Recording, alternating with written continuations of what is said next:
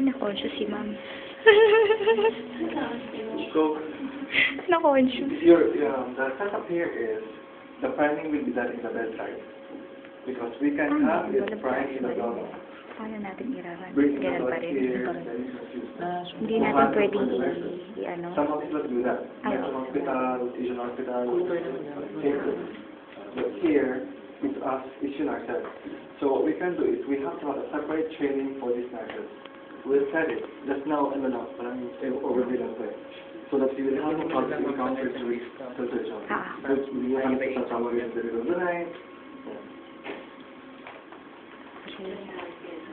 Yeah. So, we'll Jerry, yeah. Give them your card. So that you can Sir Fai will proceed with the transfusion now. yeah, we'll proceed with the transfusion too. The patient is waiting for the blood. So Okay.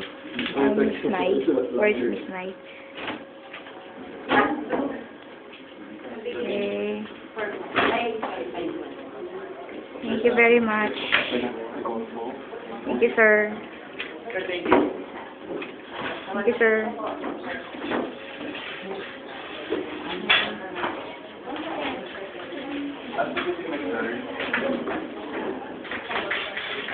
Sir Fai, I don't have your card. I don't have the machine. You have heard of the apheresis machine for the blood bank? The one for the stem cells, for the I'm the one training them, and the one having the Obama won. Sir Fai, kaway naman dyan. Obama won? Yes, yes. Sir Fai. Lalay. Sir Fai, kaway naman dyan. Ma'am G, what's your surname? Acosta.